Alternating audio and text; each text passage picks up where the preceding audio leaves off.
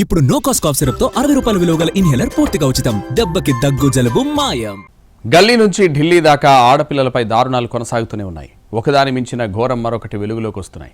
దుర్మార్గాలు, మాయమాటలు చెప్పి అమ్మాయిల జీవితాలతో ఆడుకుంటున్నారు. ఆడపిల్లలను ఆట బొమ్మలుగా చూస్తున్నారు. నయవంచనతో అందమైన బాల్యంలో చీకట్లు నింపుతున్నారు. హైదరాబాద్ శివార్లో ఖాళీగా ఉన్న డబుల్ బెడ్రూమ్ ఇళ్లు అసాంఘిక కార్యకలాపాలకు, మందుబాబులకు అడ్డాగా మారుతున్నాయి.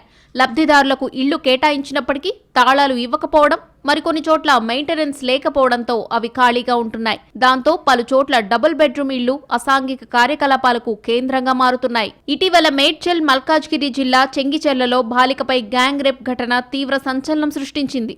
బాలుడు ప్రేమ పేరుతో నమ్మించి బాలికను కిడ్నాప్ చేసి స్నేహితులతో కలిసి సామూహిక అత్యాచారం చేసినట్లు పోలీసుల దర్యాప్తులో తేలింది.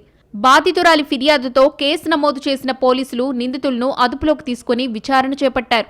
ఇమ్రాన్ తల్లికి కేటాయించిన డబుల్ బెడ్రూమ్ ఇంట్లోనే ఈ దారుణానికి ఒడిగట్టాడు. 16 ఏళ్ల బాలికకు ముగ్గురు మాయమాటలు చెప్పి తమ వెంట తీసుకెళ్లి ఆమె పట్ల దారుణానికి ఒడిగట్టారు. బలవంతంగా మద్యం తాగించి కత్తులతో బెదిరించి రాత్రంతా సామూహిక అత్యాచారానికి ఒడిగట్టారు. హైదరాబాద్ శివార్లోని నార్సింగ్ పిఎస్ పరిధిలోని ఓ కాలనీలో వాచ్మెన్ కుటుంబం నివాసముంటోంది. అతడి మనువరాలు ఆ ఇంట్లోనే ఉంటూ 9వ తరగతి చదువుతోంది. వీరి కుటుంబం గతంలో పాత బస్తీలోని తలాబ్ కట్టలో నివాసముండేవారు. ఈ నెల 7న బాలిక షాపింగ్ కోసం తమ సంబంధీకులతో కలిసి చార్మినార్ దగ్గరలోని మదీనాకు వెళ్లింది. అక్కడ తలాబ్ కట్టలో పరిచయమున్న బాలుడు ఆమెకు కనిపించాడు. పాత స్నేహితులు కావడంతో ఇద్దరూ మాట్లాడుకున్నారు. ఫోన్ నెంబర్లు ఇచ్చిపుచ్చుకున్నారు. వారం రోజుల తర్వాత స్నేహితుడి నుంచి బాలికకు ఫోన్ వచ్చింది. దాంతో ఈ నెల 16న ఉదయం స్కూల్కు వెళ్తున్నట్లు ఇంట్లో చెప్పిన బాలిక చార్మినార్ దగ్గర బాలుడిని కలిసేందుకు వెళ్ళింది. అక్కడ ఇద్దరు కలిసి షాపింగ్ చేశారు. ఆ తర్వాత బాలుడు మరో ఇద్దరు స్నేహితులను బాలికకు పరిచయం చేశాడు. అక్కడే బిర్యానీ తిన్నాక బాలికకు ముగ్గురు మాయమాటలు చెప్పి ఆటోలో చెంగిచెర్లకు తీసుకెళ్లారు. ఇమ్రాన్ తల్లిదండ్రులకు కేటాయించిన డబుల్ బెడ్రూమ్ కు వెళ్లారు. ఆ తర్వాత బాలికకు బలవంతంగా మద్యం తాగించి సామూహిక అత్యాచారానికి పాల్పడ్డారు. బాలిక కనిపించకపోవడంతో కుటుంబ సభ్యులు నార్సింగ్ పోలీసులకు ఫిర్యాదు చేశారు.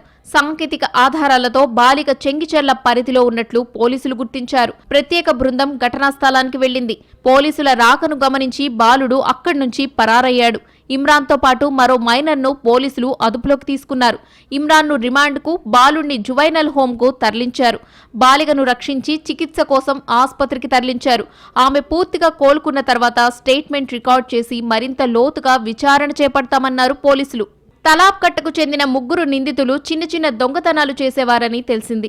ఇమ్రాన్పై రెయిన్ బజార్ స్టేషన్లో రౌడీ షీట్తో పాటు 8 కేసులు నమోదైనట్లు గుర్తించారు.